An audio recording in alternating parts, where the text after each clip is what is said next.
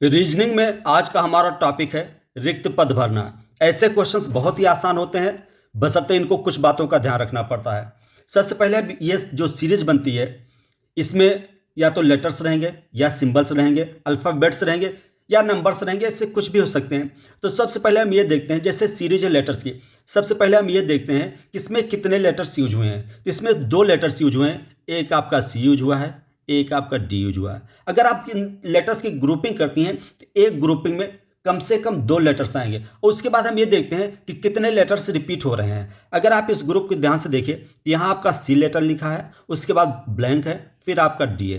तो बीच में या तो डी भरा जाएगा या तो सी भरा जाएगा। अगर बीच में डी भरा जाता है तो इसका अर्थ हुआ कि डी दो बार रिपीट हो रहा है। अगर बीच में सी भरा जा रहा है तो इसका अर्थ हुआ कि सी दो बार रिपीट हो रहा है, यानी एक लेटर दो बार रिपीट हो रहा है और कुल दो लेटर्स हैं। तो अगर आप इनको मिला लेते हैं तो एक ग्रुप में कुल मिलाकर तीन लेटर्स आएंगे, पहला रिपीटेशन वाला और दूसरा सिंगल वाला। तो यहाँ जो भी ग्रुप बनाना है तीन तीन लेटर्स का बनाना है। तो अगर आप तीन तीन लेटर्स का ग्रुप बना लेंगे तो अपने आप आसानी से पता लगा लेंगे कि आपका आंसर क्या होगा। देखिए मैंने तीन तीन का ग्रुप बना लिया। अब पहला क्या है, ब्लैंक है, फिर डी है, सी, यानी पहले में अगर आप देखते हैं तो यहाँ सी भर दीजिए, C D C, C D C, C D C, यानी जो भरा गया है सी सी सी, ये ऑप्शन ए में है। ऑप्शन ए आपका क्या है, राइट आंसर है।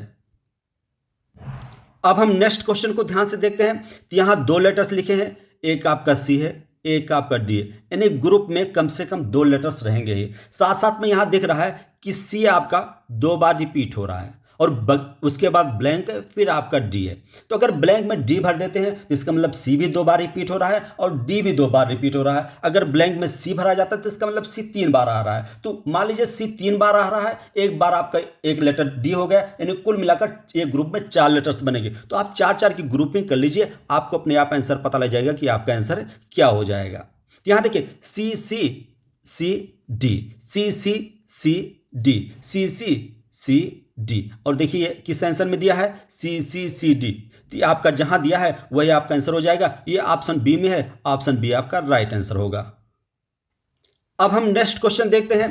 यहां देखिए कितने लेटर्स हैं, एक आपका बी है, फिर ओ है, फिर आपका सी है, फिर एच है।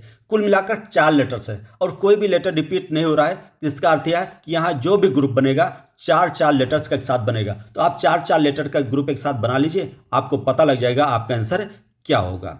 यहाँ देखिए पहला बी है, ओ है, यहाँ ग्रुप की शुरुआत सी से हो रही है, नहीं पहला लेटर आपका सी भरा जाएगा, सी के बाद बी ओ एच, फिर आपका हो जाएगा सी बी ओ एच, फिर सी बी ओ एच। तो आपका भरा क्या जा रहा है, C H B H O, और है कहां ये, C H B H O option C में है। तो ऑप्शन सी आपका राइट आंसर है।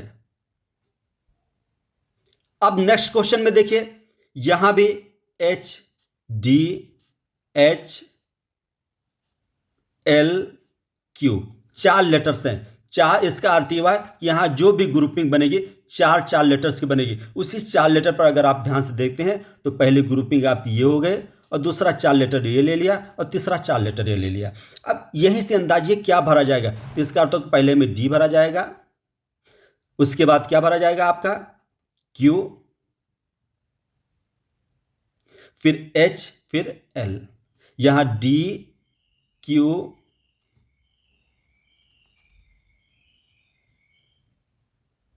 एच एल, फिर डी भरा जाएगा आपका Q H L.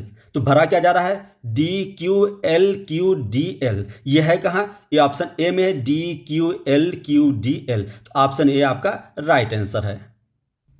Next question देखिए, यहां भी देखिए सबसे पहले कितने लेटर्स हैं। तो यहां डी क्यू ई जे चार लेटर्स हैं, यानी जो ग्रुपिंग होगी चार लेटर्स की होगी, उसी से पता लगेगा इनका सही क्रम क्या है। तो आप चार चार लेटर्स की ग्रुपिंग कर लीजिए, आपको अपने आप पता लग जाएगा इनका सही क्रम क्या है।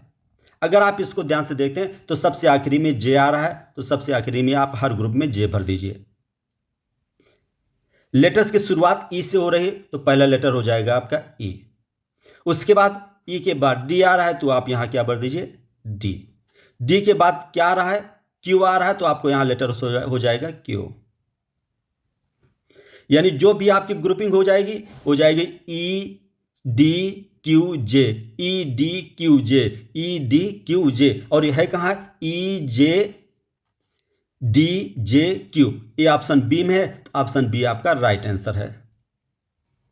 अब नेक्स्ट क्वेश्चन देखिए, यहां भी देखिए सबसे पहले लेटर्स कितने हैं, तो आप देखिए U D O Q, 4 letters हैं, तो आपको यहां 4-4 की ग्रुपिंग बनानी है, क्योंकि कोई लेटर रिपीट नहीं हो रहा है, इसलिए ग्रुपिंग 4-4 की बनेगी। तो आप 4 की ग्रुपिंग बना लीजिए, अपने आप पता लग जाएगा आपका आंसर क्या होगा। तो यहां देखिए लेटर्स ग्रुप की शुरुआत यानी क्रम की शुरुआत ओ से हो रही है, तो पहला लेटर आपका हो जाएगा ओ।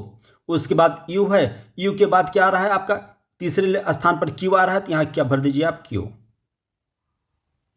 तो होगा ओ यू क्यू डी, फिर o u q d, o u q d, आपका क्रम क्या हो गया, ओ यू क्यू डी। तो भरना क्या क्या है, पहले में O Q U D Q, और ये आपका है कहाँ, ऑप्शन ए में है, ऑप्शन ए आपका राइट आंसर है।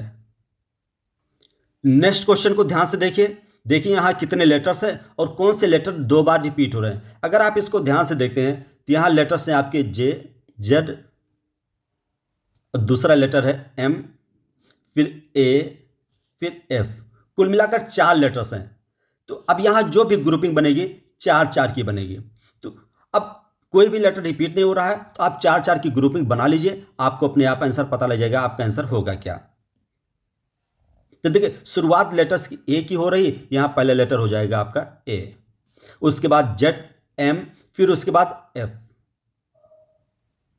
फिर क्या है ए जेड एम एफ, फिर ए जेड एम एफ। तो जो आपका ग्रुप बन गया, क्रम बन गया, वो क्रम क्या है, ए जेड एम एफ, ए जेड एम एफ, ए जेड एम एफ। अब इसी से पता लगाइए कौन कौन से लेटर भरे गए हैं। तो पहला लेटर ए, फिर एफ, जेड, एफ, एम, और ये आपका ऑप्शन ए में है, ऑप्शन ए आपका राइट आंसर हो जाएगा।